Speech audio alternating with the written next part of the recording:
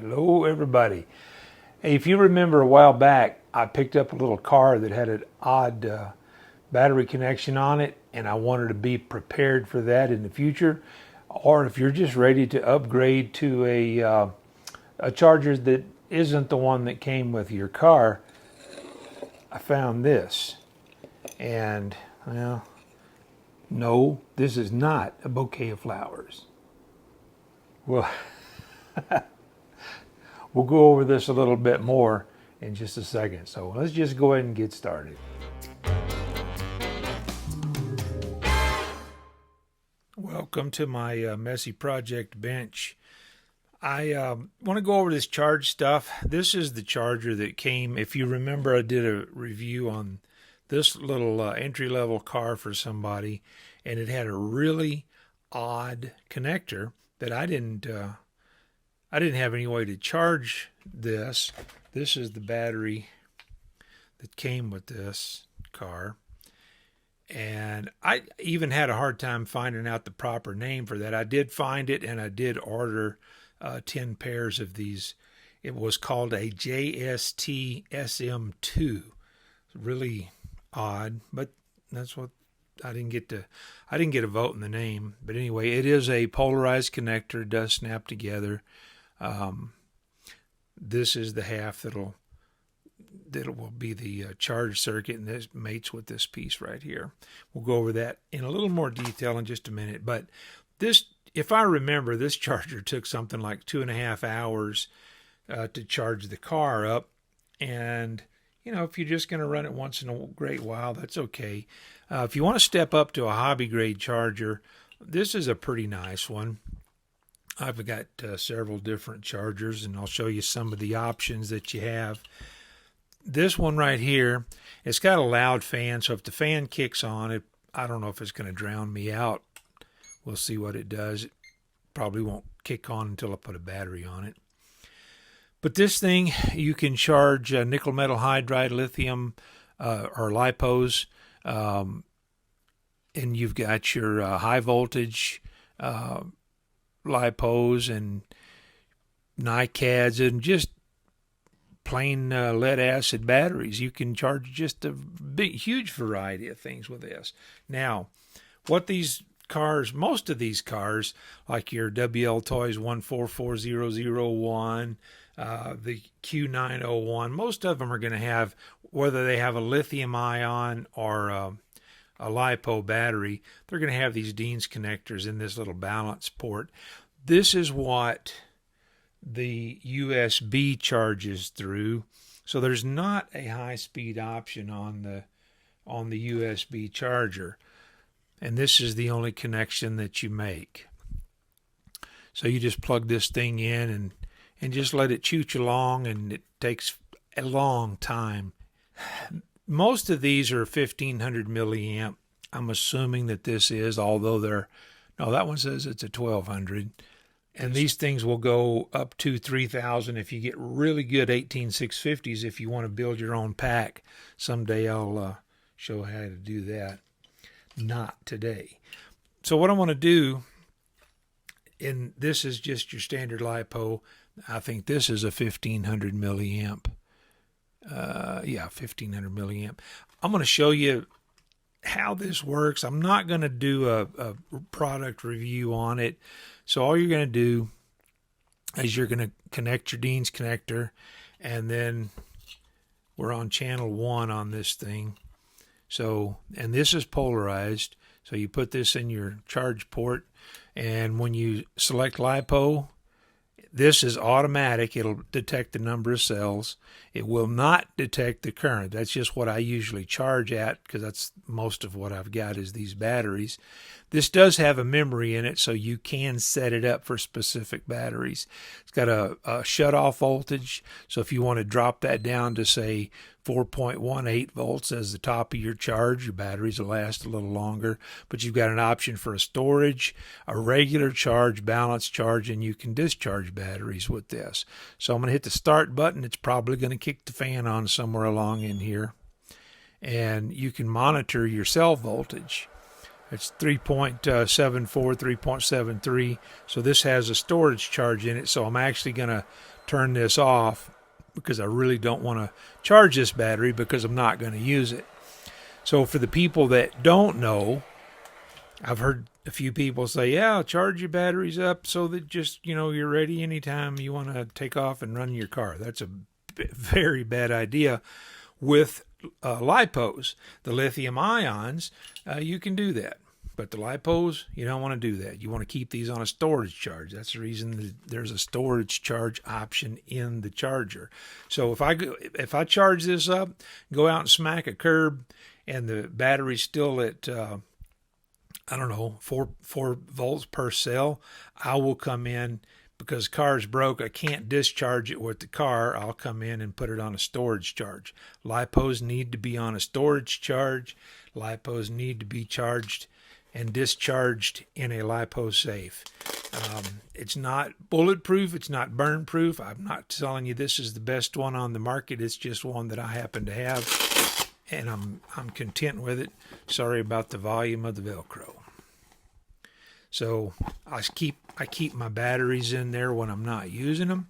I charge them in there, and I keep this where I keep it. You've got either if you can find a place with a concrete floor with no flammable materials around it, because it's going to blow out the tops of this thing. It's going to blow some heat out of there if these things go into meltdown mode. So find a place that put them under a metal bucket, whatever. I've got a place that I can keep them in a metal box. This is a nice charger, pretty versatile. And if you've got a humongous LiPo, you can, this will take anything from 11 to 18 volt input, uses an XT60. You can make a jumper cable with alligator clips on it that will charge from your car battery. Or you can plug it into 110 volts. Charge 2 batteries at a time. This is another interesting option. You can hook this up to your car battery, or you can run this on a 6S LiPo if you had a big 6,000, 5,000, 6,000 milliamp. And then with this little Christmas tree, you have an option. And I know a lot of the FPV drone guys I've seen using this. Personally, I've never actually used this one. I got this one just to have it around. So there's my Dean's connector. All the rest of them are XT60s. I think that's what most of the FPV drone guys are using. You can, as I'm told, charge multiple batteries at a time with this. I've used this, but not in this manner. Now, the thing I ran across the other day where I didn't have the correct charge cable, we're going to go back to my Not a Flower Bouquet. This is an 8-in-1 connector. And this has banana plugs on it, and they will plug right in here. I'll just give you show you real quick how this works. Put this on channel 2, and I have a Dean's connector on here. So we'll pull this off. We'll put the LiPo on here. We'll plug this in on channel 2 to the balance lead on channel 2. I'm going to turn on my noisy charger again. And it's got an intake and an exhaust fan, I guess, or just a really noisy intake fan. I don't know, but it's very, very loud. So we're going to go to channel 2, go over to LiPo. It detected a 2S cell. It's already set at 1.5 amps. Hit the start button. It does a little self-test to see where the voltages are. Then you can monitor yourselves, 3.74, 3.74. And it's starting to charge, so I don't want it to charge, so I'm going to shut that off again. Kill it before the fan kicks on. So that's your option. Now, here was one of the funny things for me. Not in a good way. This thing is an 8-in-1, and I just, for the sake of having this thing around, because you run across that little car there with the odd connector, it doesn't have a JST SM2 connector on it. So I said, well, okay, but it does have an open channel or open pair, so I can solder those little connectors I put on there to this and then I will have a way to charge this without having to modify the car. Now, I could cut this off and put a Dean's connector, then I'd have to go to the car, cut that connector off and put a Dean's connector on the car, or I can just solder this on here and have this. Okay, this is an 8-in-1, and it did not have a JST SM2 on it. This is an 18-pin or 18 connector. It also doesn't have one of those, and I saw in the description it has this, which looks very similar, but very similar and it works are two different things. It is very similar, but it is a little bit different in size, and it does not work.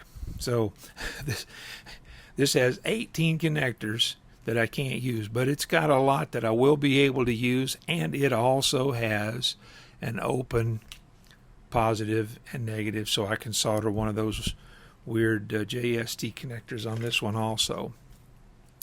Everything that I'm showing you here, I'll put a link to down in the description if you want to check it out. If you want to pick one up, it helps me out. If you don't want to pick one up and you just want to see what they look like and how much they are, you can click on the links and it should take you directly to them. Now this one I couldn't find. I don't know if they don't make this anymore. This is a ISDT Q6 Pro rated at 300 watts. There's another one that's just like this, but it's a Q6, but it's not a Pro, and it's rated at 200 watts.